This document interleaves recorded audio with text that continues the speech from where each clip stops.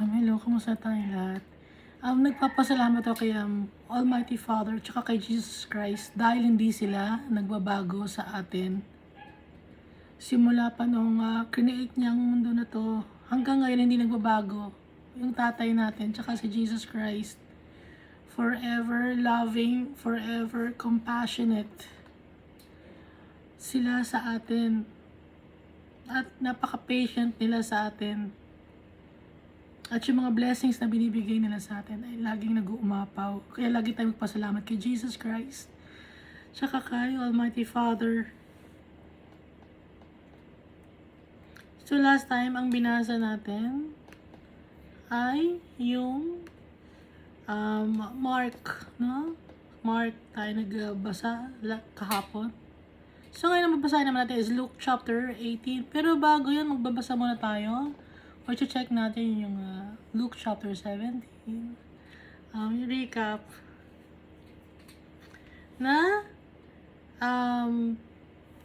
wag tayo maging cause ng pagkasala ng ibang mga tao. Kasi kahit na humingi tayo ng tawad kay Almighty Father at na tayo naging sanay ng pagkakasala ng mga tao, kahit tanggal na yung guilt natin. Pero yung alam mo na ikaw ang naging cause ng kasalanan ng tao, hindi mawawala sa isip natin yon. Nakaranas na ba kayo ng ganon? Ha? Nung nakasakit tayo ng tao, kahit na alam natin na pinatawad tayo ni Almighty Father, yung mararamdaman mo pa rin yung pain na na ginawa natin sa tao, at yung pain na yon ay kumalat yun sa iba pang mga tao. Kaya bilang followers ni Christ, i-check natin yung ating mga galaw. At kung magkakasala man sa atin ang ating mga kapatid, mga brothers and sisters natin, ilang beses natin papatawarin? Lagi natin papatawarin dapat, no? Walang bilang kung ilang beses natin papatawarin. 7 times 7. 7 times in a day and 7 times come back to you. Saying, I repent, you must forgive them. Kaya kahit gaano kadami, dapat natin patawarin yung kapwa-tao natin.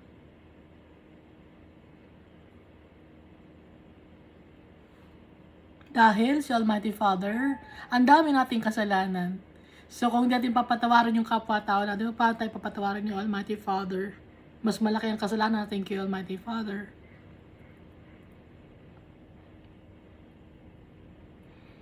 At dapat yung pananampalataya natin kay Jesus Christ ay hindi nawawala. Lagi tayong magtitiwala sa Kanya, sa Kanyang mga salita. Dahil totoo lahat ng sinasabi ni Jesus Christ, hindi sila nagma-mind games, hindi sila nakikipaglaro sa mga tao. Seryoso ang pagmamahal ni Almighty Father at ni Jesus Christ sa atin.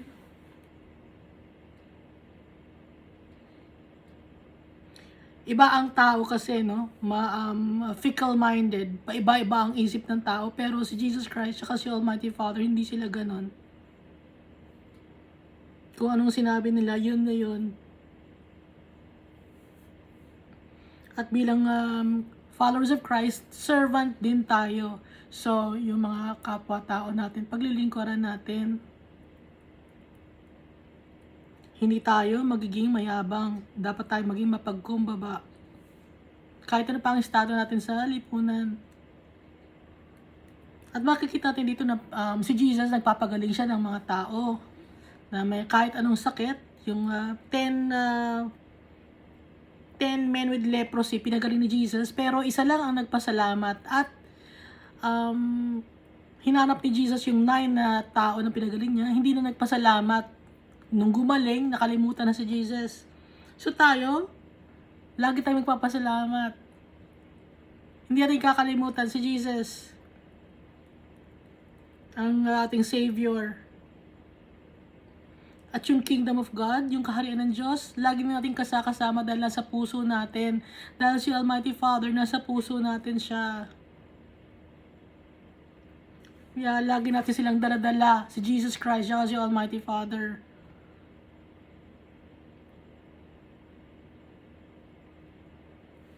At pagdating ni Jesus Christ, sinasabi niya dito na parang lightning which flashes with lights up the sky. No? Darating si Jesus, kanyang second coming, aantayin natin yun. Kung sa time natin darating si Jesus, baka mamaya kasi, hindi ko na kayo sasabi, baka hindi na ako makaabot ng hindi rapture, walang rapture. Hindi na ako makaabot ng pagdating ni Jesus Christ dahil baka time na kukunin na niya ako. Hindi ko na kasi isasali kasi natatakot kayo. No?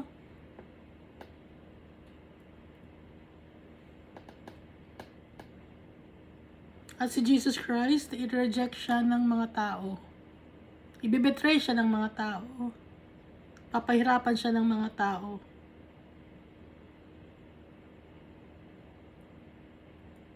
So, ang pagdating ni Jesus Christ, walang pasabi kung kailan yung kanyang second coming. So, nakikita natin dito na nag-celebrate pa yung mga tao. Masaya yung mga tao, hindi nila alam ang pagdating ni Jesus Christ. Ginawang example dito, yung Sodom and Gomorrah, yung time ni Noah na nagkaroon ng great flood.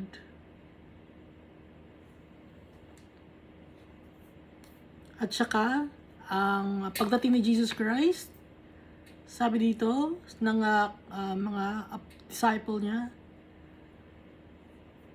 where Lord, no? Saan? Ang sagot ni Jesus, where there is a dead body, there the vultures will gather.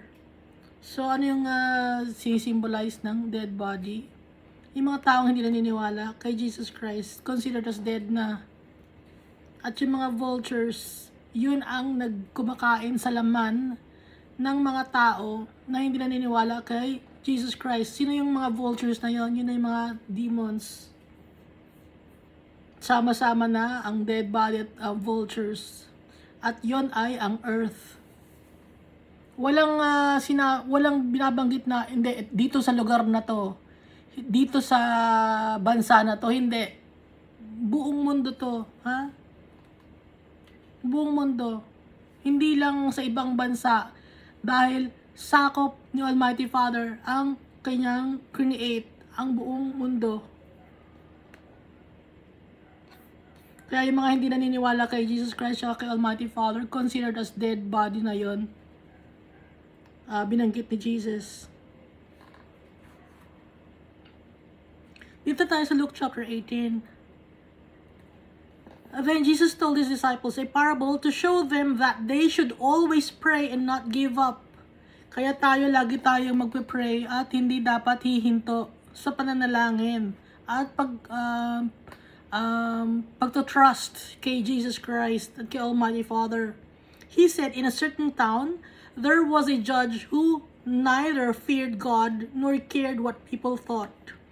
So nagkakakwento dito si Jesus Christ, no, na merong isang judge or husgado na hindi naniniwala at hindi kinakatakutan si Almighty Father at walang pakialam sa iniisip ng mga tao. So, baliwala sa kanya ang tao at hindi niya kinatatakutan ng Diyos. And there was a widow in that town who kept coming to him with plea. At merong isang babae na balo sa bayan na yon ang lagi nagpupunta sa judge. Ang sabi ng mga babae na balo sa judge na hindi takot kay Almighty Father at walang pakialam sa iniisip na ibang tao, ang sabi ng babaeng balo, grant me justice against my adversary. Sabi nung babae na balo, bigyan mo ako ng hustisya doon sa mga taong nang api sa akin. Sabi nung babaeng balo, nakikiusap siya doon sa judge na walang kinatatakutan kahit si Almighty Father. This is verse 4. For some time he refused, but finally he said to himself, even though I don't fear God or care what people think, yet because this widow keeps bothering me, I will see that she gets justice so that she won't eventually come and attack me. Sabi nung judge. Dahil laging punta ng punta yung widow dun sa judge, nakulitan na sa kanya. Kaya ang sabi ng judge, kahit na hindi ako takot sa Diyos at wala akong pakialam sa tao, pero itong balo na to, punta ng punta sa akin, ginugulo niya ako, bibigyan ko siya ng justice. Tutulungan ko siya na magkaroon siya, makakuha niya ang justice na gusto niya. Para hindi na siya pabalik-balik sa akin. Hindi na niya ako kulitin. And the Lord said, listen to what the unjust judge says. And will not God bring about justice for these chosen ones?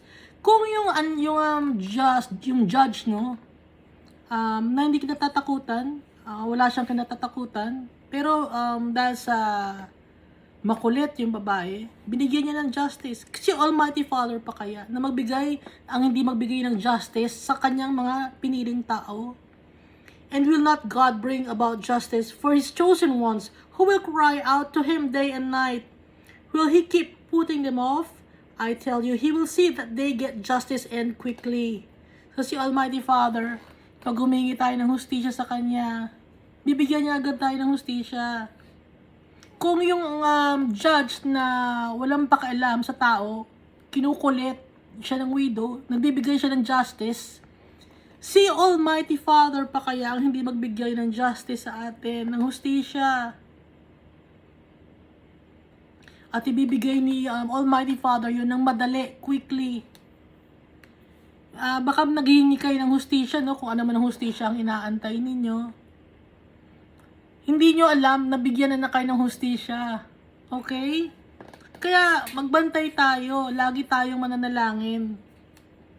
However, when the Son of Man comes, will He find faith on the earth? Pero kung ang pagdating ba ng Son of Man sa kanyang second coming, makakakita ba siya ng tao na faithful sa mundo?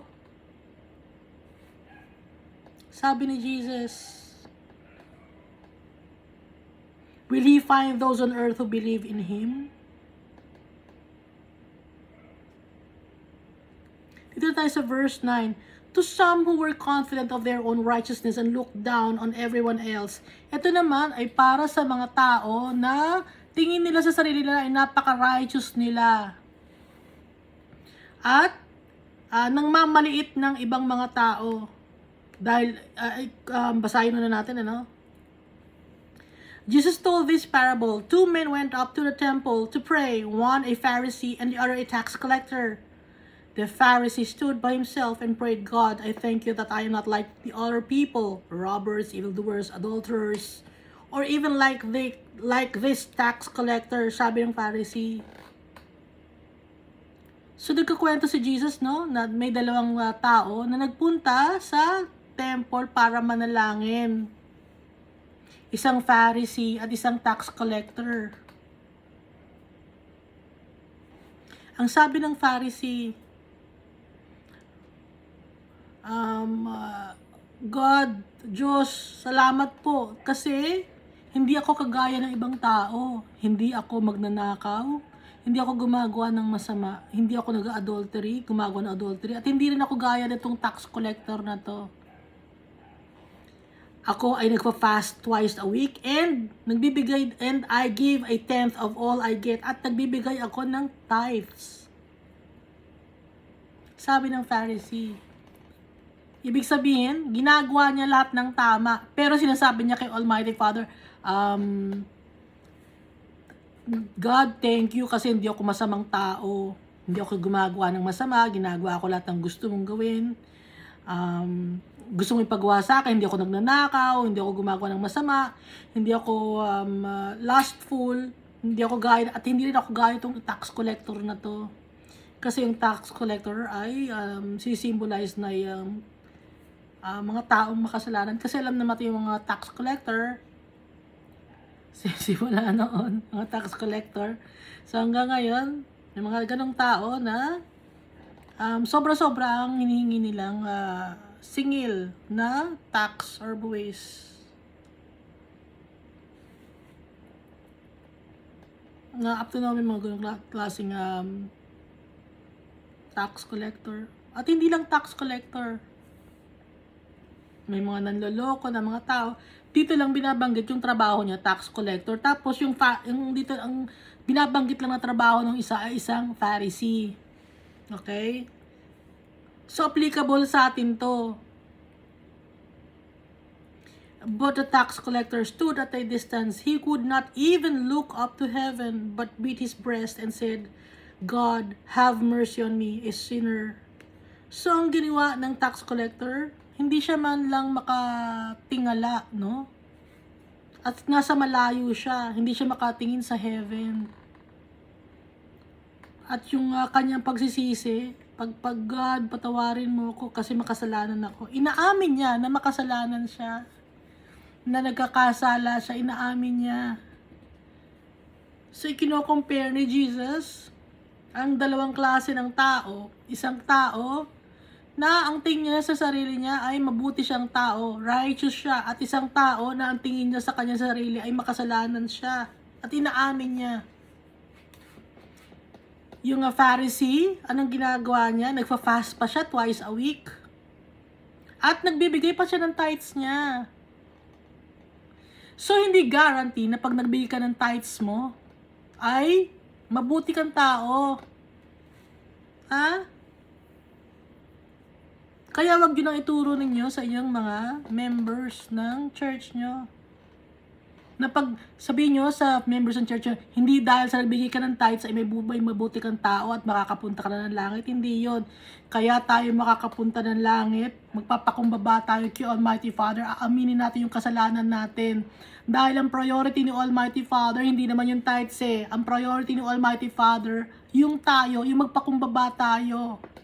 Yun ang priority ni Almighty Father. Yung puso natin. Kaya binanggit dito ni Jesus na hindi importante yung 10th of all I get or yung tithes. Ilang beses ni Jesus binabanggit yon. Kung magbibigay man ang isang tao ng kanyang offering, result na lang yon as a follower of Christ. Resulta yon ng kanyang pagiging isang masunurin na nag-share siya ng kanyang blessings sa kapwa-tao niya. Resulta yon. Pero, yung uunahin mo muna yung offering, hindi yun. Hindi yun ang hindi yun ang pamantayan ni Almighty Father. Kaya wag niyong i-obliga yung mga tao na magbigay ng tithes. I-obliga niyo yung tao. Anong i-obliga natin sa tao? Na humingi ng tawad kay Almighty Father, magpakumbaba. Yun ang sasabihin natin sa tao. Yun ang primary purpose ni Jesus Christ, kaya siya bumaba dito sa lupa. Para lumapit ang tao sa Kanya. Hindi may stumble sa kakahingi ng tithes. Kasi sabihin, ay, mga Christian na yun, mahilig naman sa pera yan eh. Gusto mahilig lagi sa tithes. Narinig ko na yun. May mga tao akong narinig na nagsasabi ng ganon. Mahilig lang sa tithes yan, mahilig lang sa offering ang mga yan. Na-stumble yung mga tao, nagiging cause ng kasalanan. Ang tithes. Kaya may mga taong maalis. Ngayon ko itong tithes na to magiging cause ng pag-alis ng tao para hindi maging Christian, tanggalin nyo na yung tithes.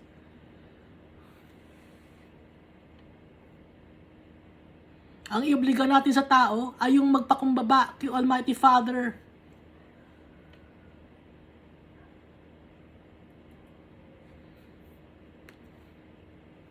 Ituloy natin I tell you that this man, rather than the other, went home justified before God.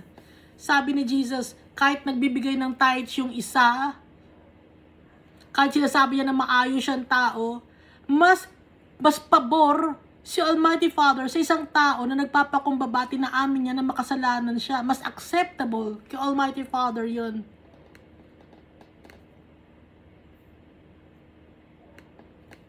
Kaya hindi tayo dapat magmamalinis.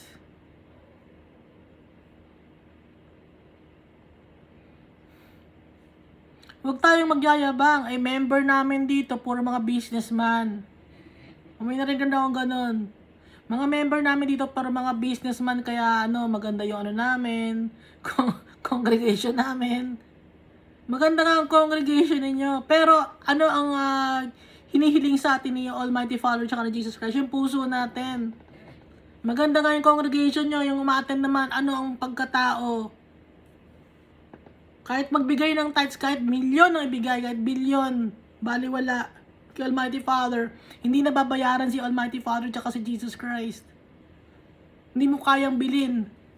Hindi nasusuhulan.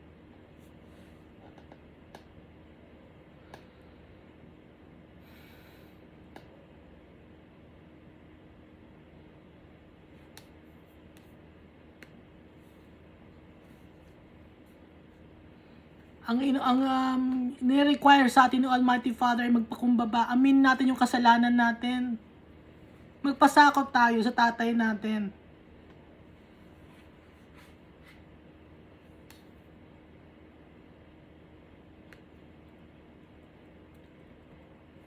For all those who exalt themselves will be humbled, and those who humble themselves will be exalted. Si Jesus ang nagsabi ito, kung sino ang nagpapayabang o itinataas niya ang kanyang sarili, siya ay ibababa, i-humbled siya. At kung sino ang nagpapakumbaba, siya ngayon ang itataas ni Jesus Christ, siya ni Almighty Father. Kaya huwag niyo ipagmamalaki na yung mga members ninyo ay mayayaman. Hindi doon nakatingin si Jesus Christ at si Almighty Father.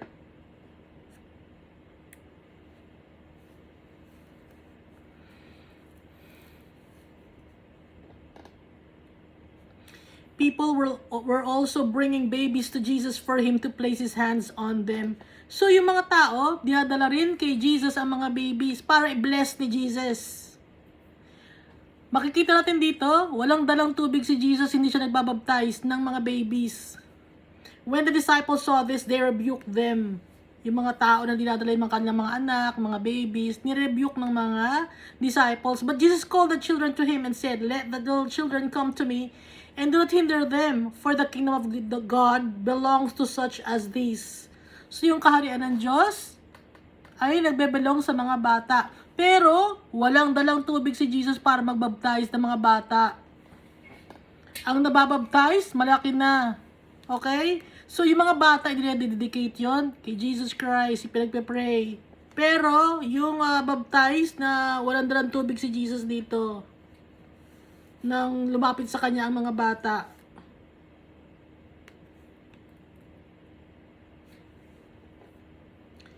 Let the little children come to me and do not hinder them, for the kingdom of God belongs to such as these. Ano ang katangian ng mga bata? Yung kaharian ng Diyos ay nabebelong sa mga bata, sa mga little children. Ano ang katangian ng mga bata? Trusting, nagtitiwala, forgiving, mapagpatawad ng mga bata, di ba? O sorry na Di ba pag may mga bata, o sorry na, bati na tayo, di ba ganon? Compassionate, maawain yung mga bata. Ay, nakakaawa naman siya, bibigyan ko siya ng candy, bibigyan ko siya ng laruan. Ganon ang mga bata, di ba?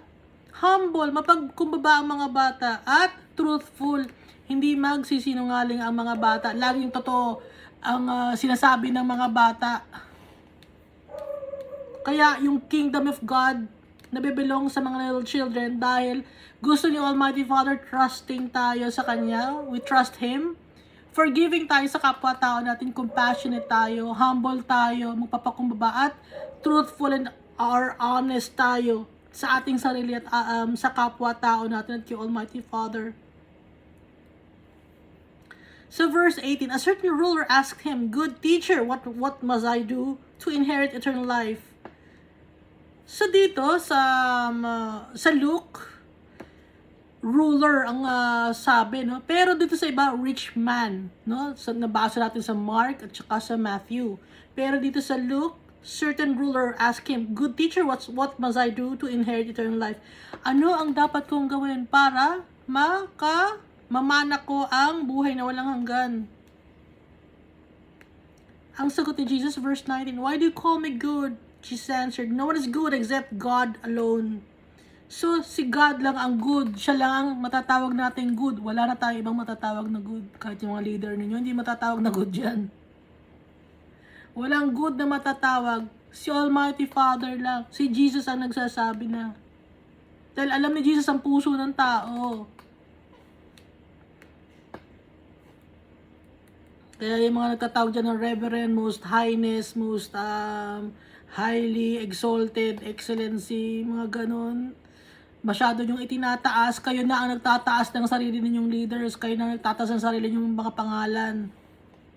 Pag pinatataas nyo ang sarili ninyong pangalan, ibababa kayo ni Almighty Father tsaka ni Jesus Christ. You will be humbled. Si Jesus na nagsasabi, nakalagay dito sa Bible, binabasa natin ang Bible.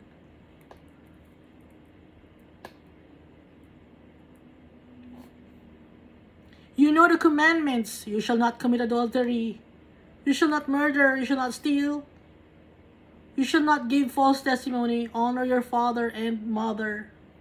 Sabi ni Jesus, ito ang mga pinag-uutos ni Almighty Father para maka-inherit ng eternal life. Okay? Adultery, alam na natin, no? Na kahit sa isip. Murder, kahit sa isip, nakakapatay tayo ng tao. Gusto kong patayin yung tao. No? Nanggigigil ako doon na. Nakakapatay na tayo ng tao. You shall not steal. Nagnanakaw tayo, no? Kahit ng mga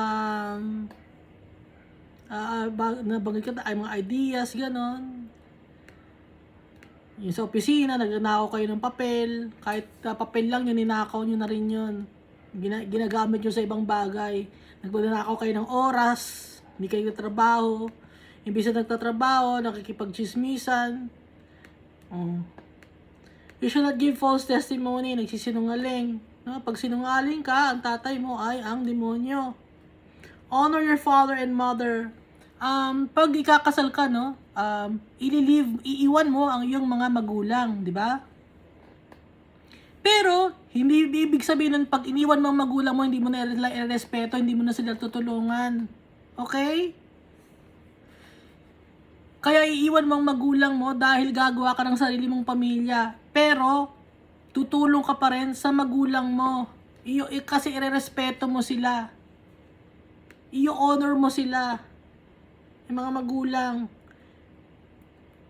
Dahil hindi ka magiging tao, hindi ka mapupunta sa kinalalagyan mo, kung hindi dahil sa tulong ng magulang mo. At si Almighty Father gusto niya na minamahal ng mga tao ang kanilang mga magulang. Dahil kung si Almighty Father hindi natin nakikita, dahil kung yung mga tao, hindi natin nakikita natin yung mga tao, di ba, yung mga magulang natin, pero hindi natin minamahal. Si Almighty Father pa kaya na hindi natin nakikita. Kaya yun ang gusto ni Almighty Father na makita niya na minamahal natin ang ating mga magulang. Kahit ano pa ang ugali ng magulang, ugali ng magulang nyo, chismosa, masalita, irerespeto pa rin natin. Kasi yun ang utos ng tatay natin. Ng totoong tatay natin. Kasi yun ay ang pagmamahal sa kapwa-tao. Okay? So yung binabanggit dito ay puro pagmamahal sa kapwa-tao. Yung wag ka magko-commit ng adultery kasi mahal mo yung kapwa-tao mo. Hindi ka papatay kasi mahal mo yung kapwa-tao mo. Hindi mo na nakawan yung kapwa-tao mo dahil mahal mo yung kapwa-tao mo. Hindi ka ngayon magbibigay ng false testimony kasi ayaw mo magsinungaling dahil mahal mo yung kapwa-tao mo. At you honor mo yung father at mother mo kasi tao rin sila na gaya mo. Mamahalin mo yung kapwa-tao mo. Ito ang sinasabi ni Jesus Christ. Ano ang sabi ng rich man or ng ruler? All this I have kept since I was a boy. Simula pa ng pagkabata, ginagawa ko na to. Mayabang, di ba?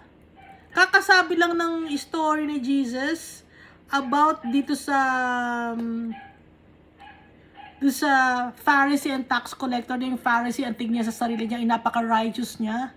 No? Kakakwento lang ni Jesus, may lumapit na agad na isang lalaki na nagsasabi na siya ay righteous. Kasi ang pagkakasabi niya, all this I have kept since I was a boy. Simula pagkabata, alam nyo, ginagawa ko na yan. Yabang, di ba? Kaya, nung sa ibang version, nakalagay, Jesus looked at him and loved him. look at him with love, no? Or something to that, na may halong pagmamahal kasi naawa siya. Kahit makasalanan ng tao, gumagawa ng kasinungalingan, naawa si Jesus Christ. Ba't kailangan niyang magsinungaling sa akin? Hindi ba niya alam na alam ko ang puso niya? So, naawa si Jesus Christ. Kung tayo may nagsisinungaling sa atin na tao, no? Tapos alam natin sinungaling yung tao na yon, bakit maawa? Kung may ano tayo, no? Nakakaawa naman siya. Ba't siya nagsisinungaling na gano'n? Alam ko ugali niya. Nagsisinungaling siya, nakakaawa naman siya. Ba't niya kailangan ng pagsinungalingan? Kilala ko siya. May ganun ano. Kaya dito sa verse 22, when Jesus heard this, he said to him, you still lack one thing. Okay? Itinest siya dito ni Jesus. Para malaman ng lalaki na hindi siya perfect. Na meron siya pang pagkukulang. Ang sabi ni Jesus, may isa ka pang kulang. Sell everything you have and give to the poor and you will have treasure in heaven. Then come and follow me. Ibenta mo lahat ng iyong ari-arian. Ibigay mo sa mga mahihirap. At para makapag-ipon ka ng kayamanan sa langit, pumunta ka sa akin at sundan mo ko. Sabi ni Jesus. When he heard this, nung marinig ng rich man or ruler na lumapit sa kanya, kay Jesus, he became very sad, nalungkot siya because he was very wealthy, napakayamang tao kasi niya, kaya nalungkot siya. Hindi niya kayang i-let go. Jesus looked at him and said, how hard it is for the rich to enter the kingdom of God. Hindi kayang i-let go ng rich man ng kanyang kayamanan. Itinetest siya ni Jesus dito. Hindi niya kayang i-let go. Kaya napakahirap, sabi ni Jesus, na ang isang mayaman ay makapasok sa kaharian ng Diyos. Indeed, it is easier for a camel to go through the eye of a needle than for someone who is rich to enter the kingdom of God. Mas mabuti pa, or mas madali pa, na makapasok sa butas ng karayom ang isang camel. Kumpara sa isang mayaman na makapasok ng kingdom of God. Sabi ni Jesus. So, ang sabi naman ng mga disciples, those who heard this ask, who then can be saved? Kasi nabothered sila. Kasi napakalaki ng hinihingi, no? Napakalaki. Lahat, buong pagkatao, deny yourselves, take up your cross and follow me. Yun yung hinihingi sa atin. Kaya ang sabi ngayon ng mga nakikinig, ng mga disciples niya, who then can be saved? Jesus replied, what is impossible with man is possible with God. Kung anong imposible sa tao, ay posible kay Almighty Father. Walang imposible kay Almighty Father. Lahat possible. Lahat kayang gawin ni Almighty Father.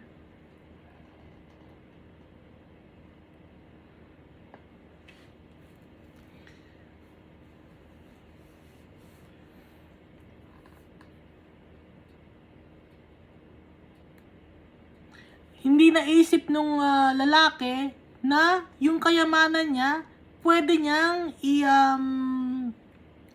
ipangtulong sa mahihirap ng paunti-unti. Akala niya yung lahat na lang ibibigay na buong-buo lahat. Oo, buong-buo lahat ibibigay. Pero syempre i-distribute 'yon, no? Ganun ang gusto mangyari ni Jesus Christ. I-distribute. At hindi magawa nung lalaki kasi sobrang yaman niya. Gusto niyang kamkamin lahat ng kanyang kayamanan. Hindi siya maka-let go kahit man lang konti. Hindi siya makapagbigay sa kanyang kapwa-tao kahit konti man lang. Dahil napakayaman niya. Selfish siya. So, sinasabi niya na mahal niya yung kanyang kapwa-tao, di ba? Sinasabi niya na lahat na hindi siya nagko-commit ng adultery, so mahal niyang kapwa-tao niya, hindi siya nagmo-murder, hindi siya nagnanakaw, hindi siya nagsisinungaling, ino-honor niya yung mother and father niya. So ito, ibig sabihin ito, pagmamahal sa kapwa-tao. At yung hinihingi sa kanya ni Jesus ay ang pagmamahal din sa kapwa-tao. Sell everything you have and give to the poor. Pero ano ang ginawa ng lalaki? Nalungkot siya, hindi niya kaya. Ibig sabihin, hindi totoo ang mga sinasabi niya na mahal niya ang kanyang kapwa-tao.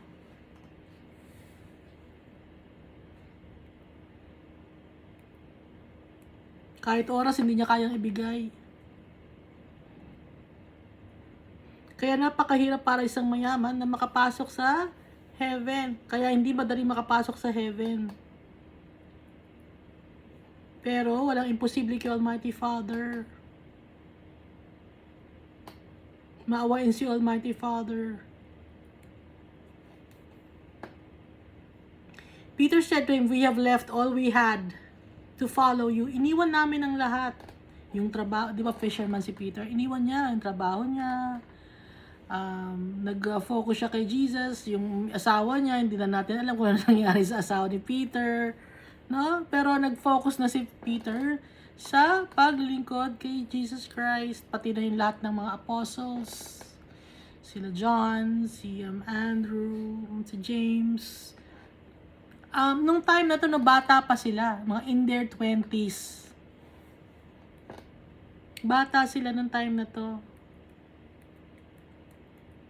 Nasa peak sila ng kanilang strength.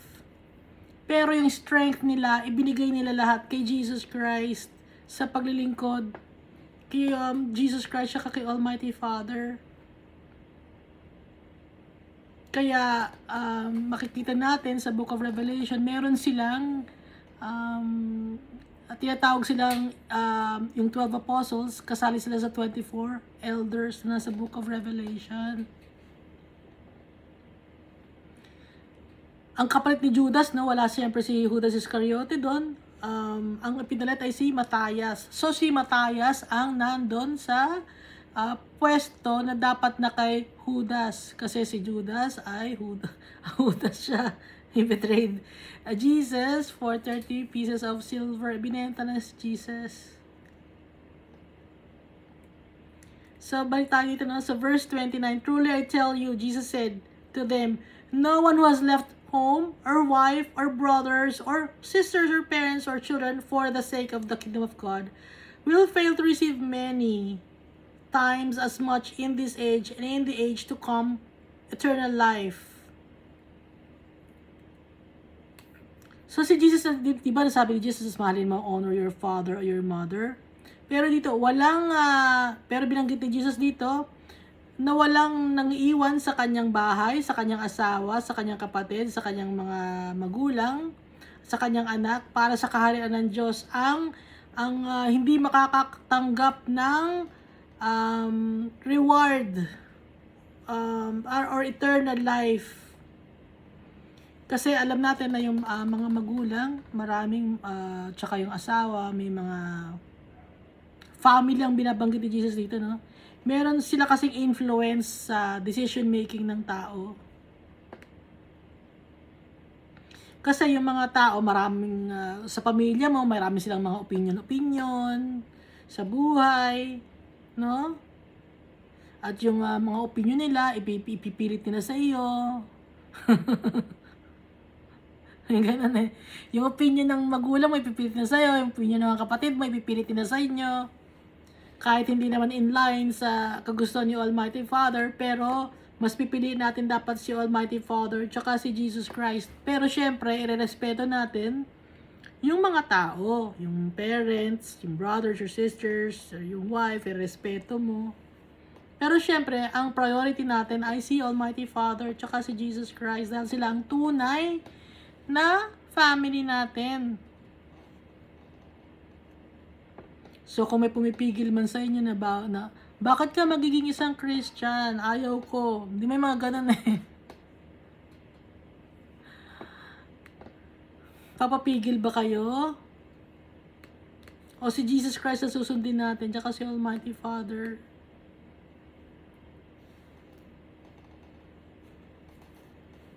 Minsan tatakutin ka pa.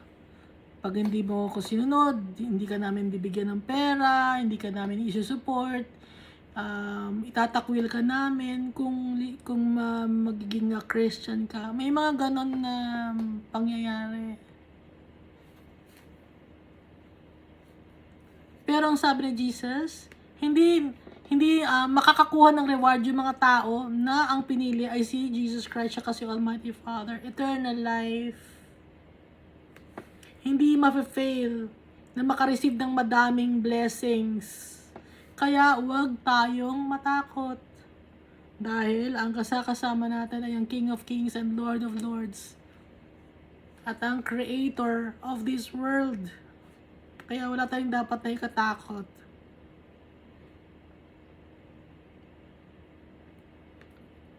Sa pag-share ng Word of God, wala tayong dapat ikatakot. Sa pagbabasa ng Bible, walang dapat ikatakot. Dahil si Jesus Christ, buhay niya, ibinigay niya sa atin para ma-save tayo. Kaya hindi tayo dapat matakot.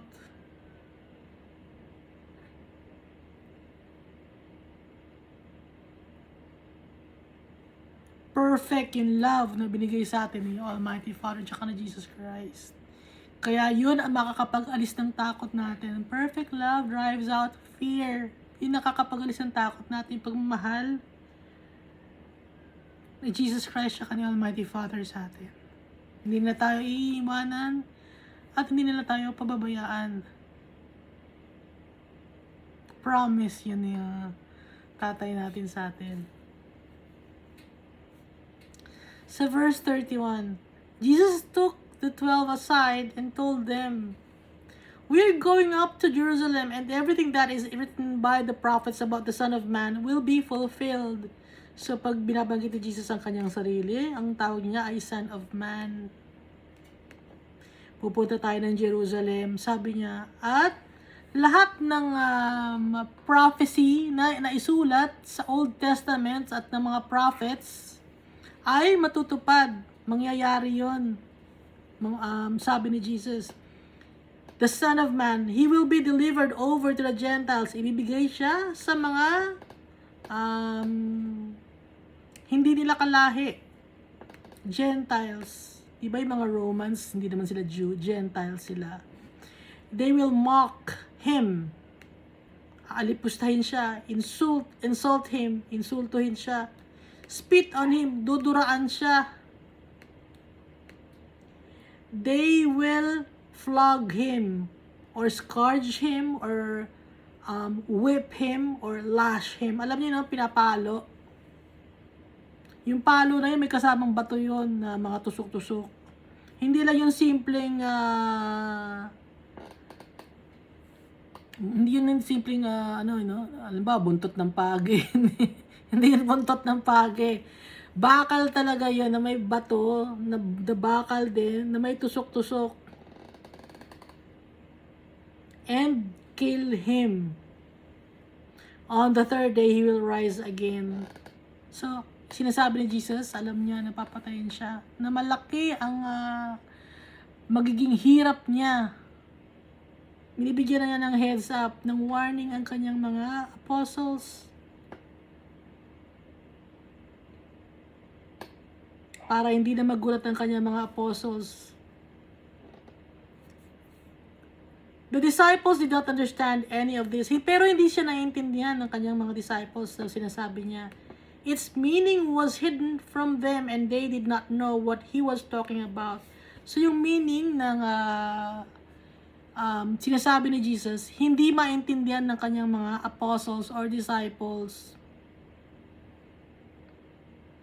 Dahil hindi pa sa kanila nire-reveal. Dahil takot din magtanong ang mga apostles, no? Kung ano ang itatanong nila. Natatakot din sila, kaya tahimik lang sila. Hindi sila nagsasalita. At hindi rin nila naiintindihan. Hindi na nila kinaklarify kay Jesus.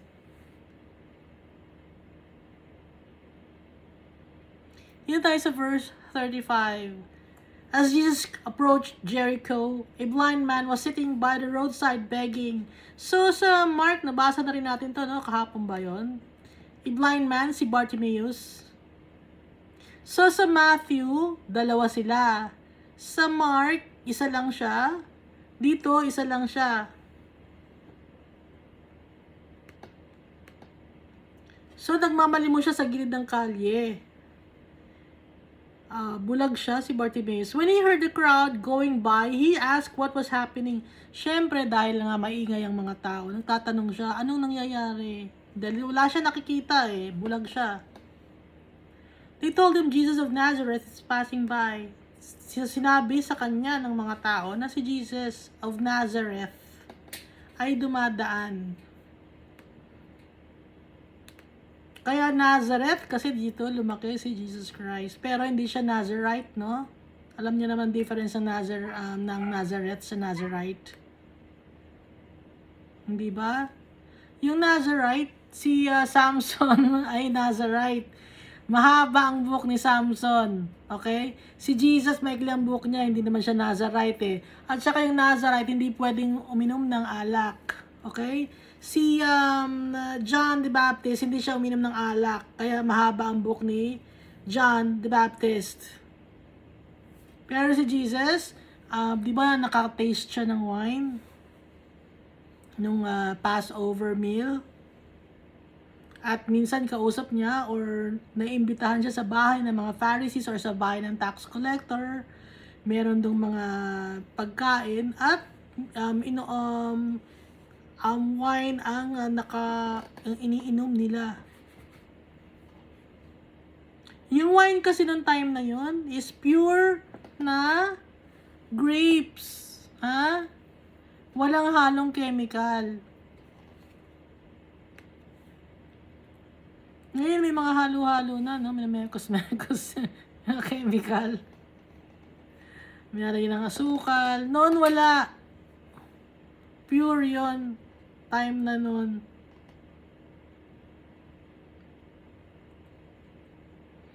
At saka hindi naman naglalasing si Jesus. Sip lang. Parang socializing lang. Para lang makita na nakikisama siya sa mga taong makasalanan. Makita na hindi siya kakaiba, kundi makita na tanggap niya ang mga tao kahit ano pa sila. Kaya ginagawa ni Jesus yon na tumitikim siya ng wine. Si Abraham nakatikim ng wine, pati si Noah, di ba? Okay. Pero kasi sa ngayon, pag yung iba ng alak ngayon na iba ng utak ng tao. Iba na ang alak ngayon, tsaka yung beer, iba na ang ingredients. At pag nasosobrahan, syempre nag-iiba ang isip ng tao, nawawala yung kanyang nawawala yung kanyang self-control. Okay? Nawawala ang self-control ng tao pag nalalasing. Kaya, hindi dapat naglalasing ang tao. Pag nawala ang self-control ng tao, lumalabas ang kanyang naturalesa na kasamaan.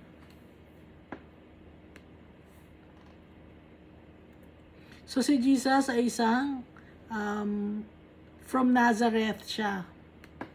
He called out, Jesus, Son of David, have mercy on me.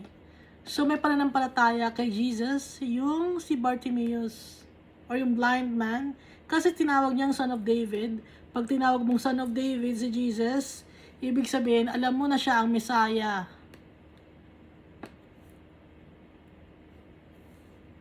Kasi hindi naman hindi normal na tawagin mo si Jesus na Son of David, no? Kahit na ka-lineage niya si David, kahit na galing siya sa lineage ni David, hindi normal na tawagin na Son of David si Jesus Christ unless na lang na alam niya, no, na may pananampalataya siya kay Jesus Christ na siya ang Messiah. Those who led the way rebuked him and told him to be quiet, but he shouted all the more. So yung mga tao, pinagsasabihan siya na manahimik ka, okay? Pero ang ginawa niya ay, nung bulag ay lalong sumigaw, Son of David, have mercy on me. Lalo niyang nilakasan ng kanyang boses para mapansin siya ni Jesus. Jesus stopped and ordered the man to be brought to him. So huminto si Jesus Christ kasi nakuha ng attention ni Jesus yung pagsigaw ni Bartimaeus na Jesus, Son of David.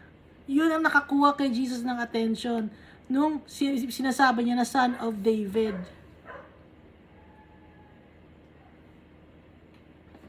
Kasi ibig sabihin may pananampalataya siya kay Jesus Christ. When he came near, Jesus asked him, Jesus asked him, "What do you want me to do for you?" Anong gusto mong gawin ko sa iyo? Kasi inilapit kay Jesus yung bulag na lalaki, no? Kasi tinawag ni Jesus na palapitin sa kanya yung bulag na lalaki na si Bartimaeus. "Lord, I want to see," sabi ng bulag, "gusto ko makakita." Jesus said to him, "Receive your sight." Okay?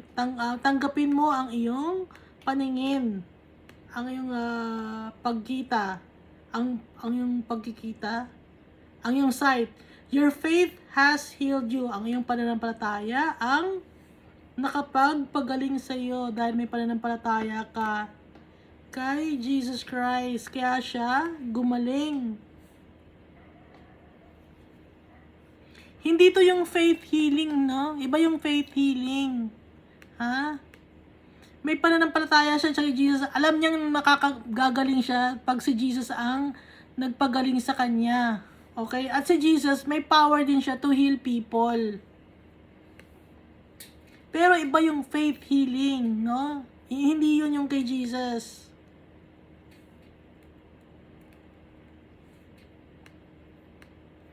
Immediately he received his sight and followed Jesus. So dali-dali na nakuha niya ang kanyang paningin. Nakakita siya.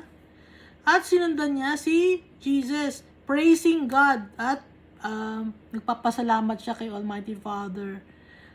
Very thankful siya and joyous. When all the people saw it, they also praised God.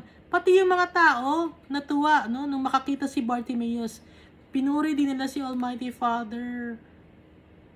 Dahil walang nakakagawa ng mga miracles na ganito, kundi si Jesus lang. Si Jesus ang nagpag-umpisa, at kung may mga nakagawa man ng miracles, yung mga apostles, it's because of Jesus and the Holy Spirit. Okay? So, nung si Jesus ay nasa langit na, pinadala niya ang Holy Spirit, kaya sa Book of Acts, nakakapagpagaling yung mga apostles kasi because of the Holy Spirit ay pinadala ni Jesus Christ. Powerful si Jesus Christ, Holy Spirit, and the Almighty Father. At saka kung titingnan ninyo, no, sa mapa, lahat ng binabanggit dito sa Bible, na mga names ng lugar, nag-exist pa rin. Okay? Kaya bakit sasabihin ng ibang tao na hindi totoo si Almighty Father tsaka si Jesus Christ? Sinasabi rin na fairy tale. Kasi binubulag sila ng demonyo. Ayaw nilang buksan ang kanilang mata kasi gusto nilang manatili sa kadiliman. Gusto nila yung ginagawa nila na sila mismo ang masunod sa buhay nila. Kaya ayaw nila magtiwala kay Jesus Christ at kay Almighty Father. Hindi nila kaya yung ine-expect or ine-require ni Almighty Father at saka ni Jesus Christ. At hindi rin sila pinili. Kasi tayo, kaya tayo naging followers ni Christ kasi si Almighty Father, pinili niya tayo. Siya ang unang pumili sa atin. Hindi tayo ang pumili sa Kanya. Kaya magpasalamat tayo kay Almighty Father dahil isa tayo sa mga pinili niya na maging mga anak niya, na maging follower ni Jesus Christ. Lagi natin silang pupurihin sa kanilang mga ginawa sa buhay natin. Araw-araw may milagro na ginagawa sa buhay natin si Jesus Christ. At i-deny natin yung sarili natin. Yung kung mayaman ka man, no, gaya ng rich man dito, hindi mo pa pagpapahalagahan yung iyong kayamanan. Ang pagpapahalagahan dapat natin si Almighty Father tsaka si Jesus Christ.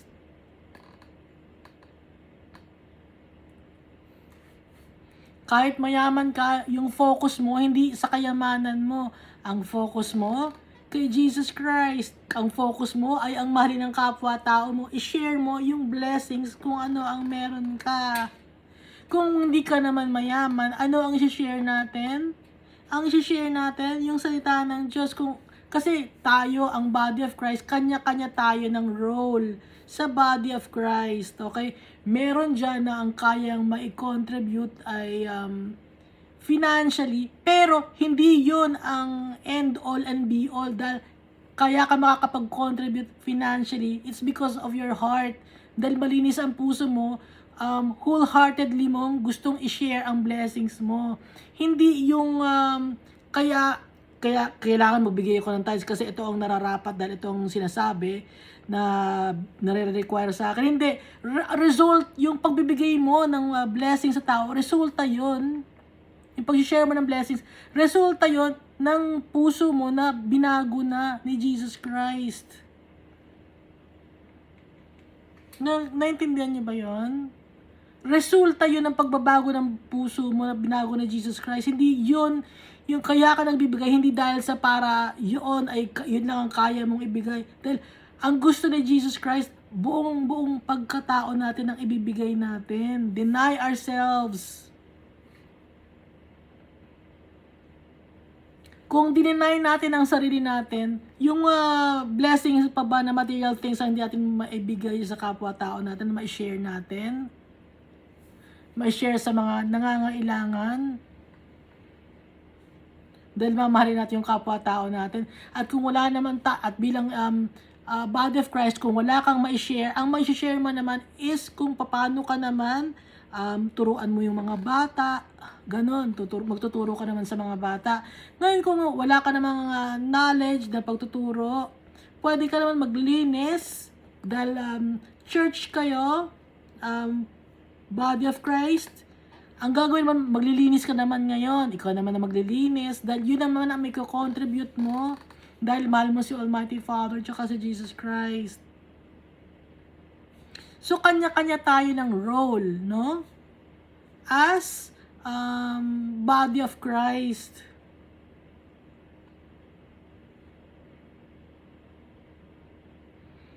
Naintindihan nyo ba? Kung hindi kayang magbigay, ibang ibibigay mo.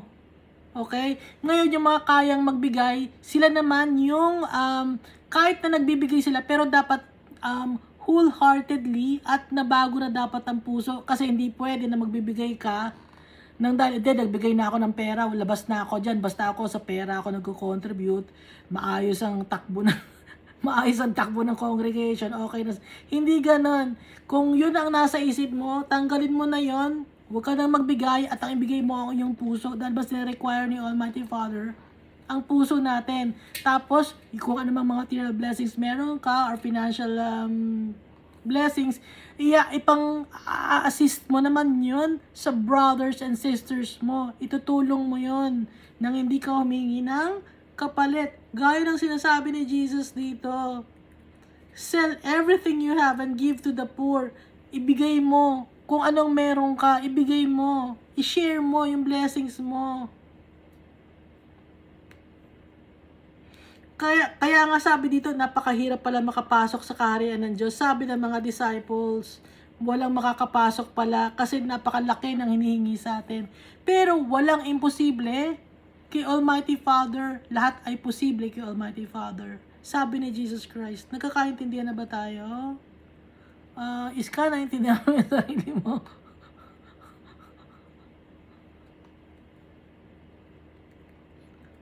Sarili ko lang kausap ko.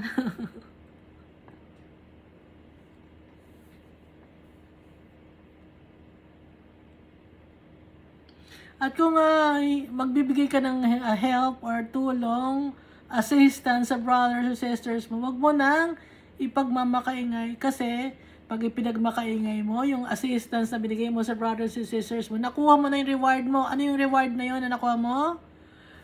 Yung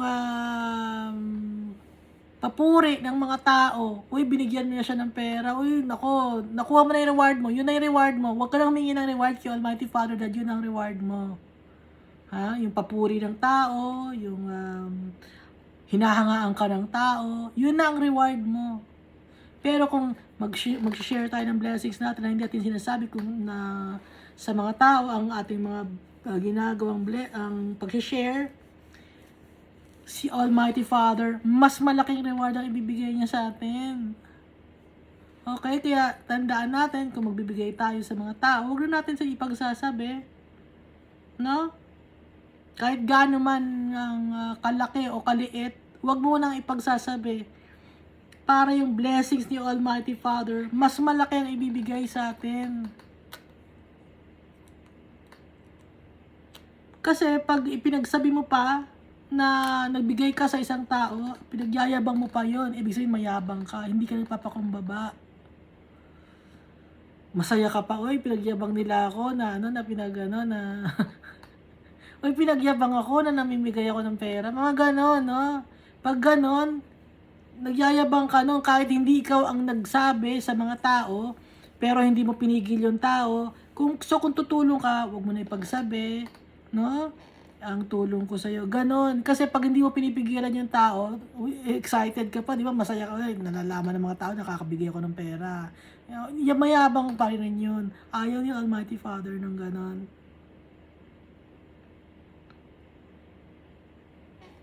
Nakikita nyo na ba? Na hindi importante ang tithes? O hindi pa rin? Manghihingi pa rin kayo na manghihingi. Kasi kailangan ninyo, no? Nanghihingi pa rin kayo. Pero sinasabi ni Jesus dito, hindi importante yun. Ang importante yung puso ng tao. Ang hinihingi sa atin, buong pagkatao natin. Hindi lang 10%.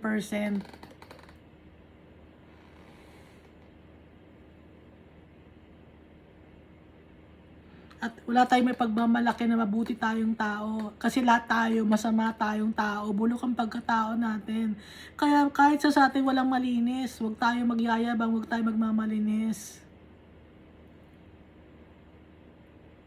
Ako masama akong tao. Makasalanan ako. Papasalamat ako kay Almighty Father. Tsaka kay Jesus Christ sa kapatawaran.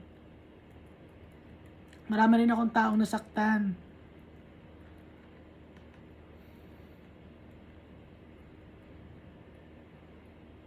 At pinagsisisihan ko yun.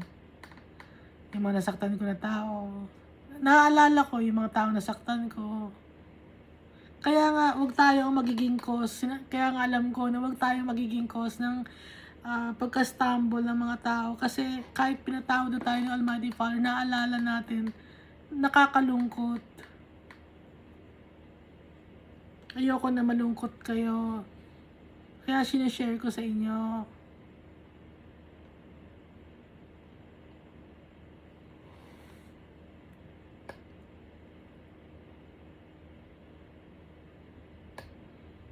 Kaya nagbabasa ako ng Bible. Dahil natututo rin ako sa binabasa ko. Hindi lang kayo ang natututo. Ako din. Sabay-sabay tayong natututo. Walang lamang sa atin. Walang magaling sa atin. Ang magaling, ang good lang, si Almighty Father. Siya ang itataas natin.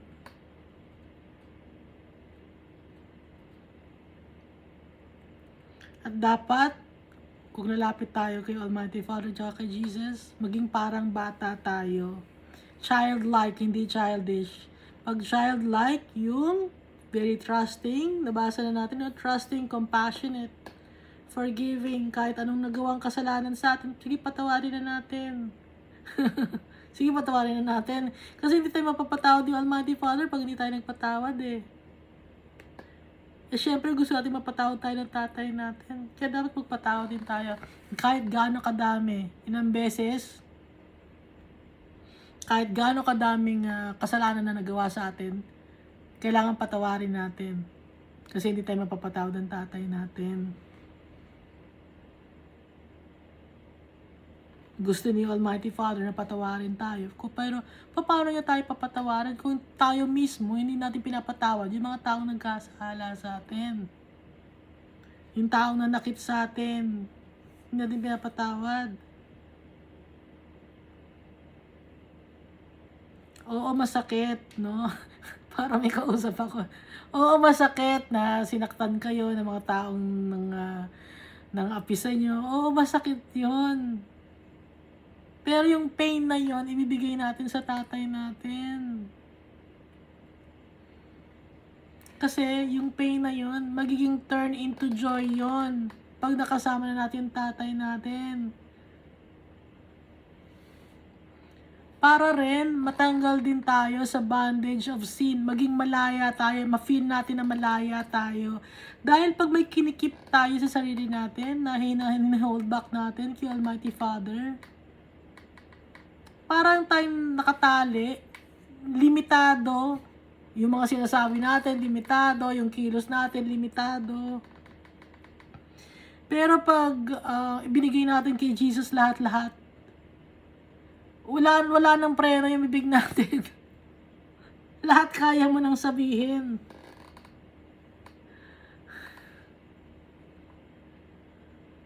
Naintindihan niya ba ako? Yung pag ibinigay mo na lahat kay Jesus, inamin mo na lahat, kasalanan mo, wala nang makakapagpigil sa atin na serve kay Jesus Christ. Kahit na servant niya tayo, kaibigan niya rin ang turing niya sa atin. Binigyan nila tayo ng pagpapahalaga. Dahil anak tayo ni Almighty Father, binigyan niya tayo ng pagpapahalaga. Yung mga tao rito sa mundo, hindi na tayo pinapahalagahan.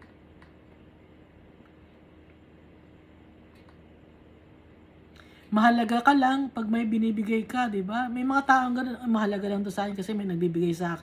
Binibigyan ako nito or nagiging nagagamit ko to kaya mahalaga to sa trabaho, mahalaga ka sa trabaho kasi trabaho mo yun, nagagamit ka sa opisina. Binibigyan ka ng pagpapalaga. Paano na kung hindi ka na makapagtrabaho? Paano na kung wala ka na maibigay? Bibigyan ka pa ba ng pagpapahalaga ng tao? Hindi na. Si Almighty Father, ano't ano man tayo, wala man tayong silbi, binibigyan niya tayo ng halaga. Importante tayo. Kahit wala tayong may contribute sa kung ano man, binibigyan tayo ng pagpapahalaga. Kahit hindi tayo matalino, mahalaga tayo kay Almighty Father. Kahit hindi tayo mayaman, mahalaga tayo kay Almighty Father. Kahit ano man ang itsura natin, ang pangit natin, kahit ang dami nating imperfections, mahalaga tayo sa tatay natin at gusto niya tayong makasama.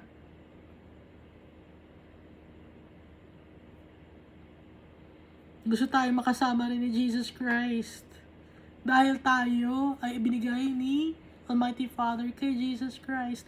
At tayo naman ay ino-offer din ni Jesus Christ kay Almighty Father. Lagi tayong magpe-pray. Lagi magbabasa ng Bible. Isik natin lagi ang will ng tatay natin. Dumarating sa panahon na ayaw ko magbasa ng Bible. May mga ganun, ano? Kasi tao tayo. May mga weaknesses tayo. Pero, ano natin yung katawan natin. I-change natin yung katawan natin. Pilitin natin ang sarili natin. Dahil minsan hinihila tayo ng mundo na to. Malakas ang hila ng mundo na to. Pero mas malakas si Almighty Father. Papanalunin natin si Almighty Father sa buhay natin. Dahil malaki ang reward na ibibigay sa atin ng Almighty Father. Eternal life. Hindi yun mababayaran. Yung eternal life na yun. Pag nasa heaven na tayo, magiging iba ng itsura natin. Yung si Jesus Christ, diba, nag-ibang itsura niya na nag-transfigure siya. Ganun ang mangyayari sa atin, mag-iibang itsura natin pag nasa heaven na tayo. Pero syempre, ayaw pa ninyo magpunta sa heaven ngayon. ayaw pa, no? Kaya kung may ano nga pala, kung may mahal kayo sa buhay, na pag nawala, huwag kayong iiyak, no? Kasi pag umiyak kayo, ibig sabihin gusto ba ninyo kayong masunod? Kayo ang susunod? No? Kasi yung uncle ko dati, no, sabi niya, iniiyakan niya yung tatay ko. Sabi niya, boy, magkikita rin tayo, boy. Pero hindi pa ngayon, na.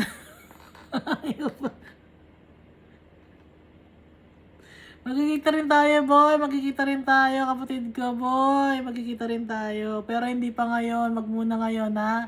Mauna ka na muna dyan. kaya natigil ang kanyang iyak. No? Kaya, tayo pag nasa heaven tayo, magbabago lang tayo ng ating itsura. At sa heaven, magkakapatid tayo. Wala na dong wala nang asawa doon, wala nang magulang doon, na lang magulang natin in heaven. Si Almighty Father. So, wala nang asawa doon, hindi na kailangan mag-asawa doon. Dahil, makikilala mo pa rin ang mga tao, pero as brothers and sisters mo na lang. Kaya kung papatuloy tayo sa magiging faithful kay Jesus Christ at kay Almighty Father, makukuha natin ang ating inheritance. At ngayon, alam na natin kung ano yung mystery ng buhay na to. Ito dito sa Bible, marapit na tayo matapos, no? Nangangalahati na tayong Matthew, Mark, Luke, John.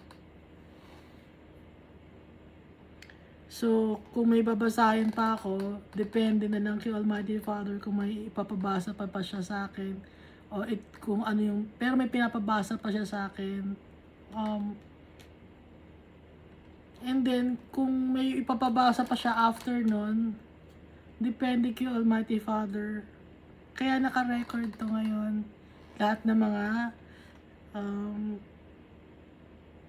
binabasa natin, ino-offer ko to kay Almighty Father tsaka kay Jesus Christ. Hindi madali ang magbasa ng Bible.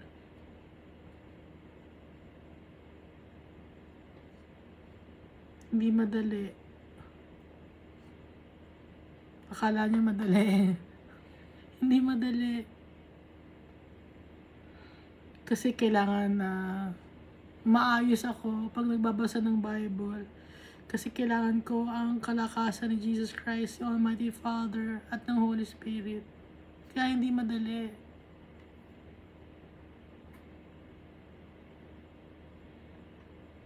Kaya lahat ng kapurihan ibinibigay ko kay Jesus Christ, saka kay Almighty Father. Yung tatay ko, papasalamat ako sa kanya. Dahil wala naman talaga akong alam sa Bible. Salamat ako sa guidance through the power of the Holy Spirit. So don't forget, God loves us all so much. Thank you.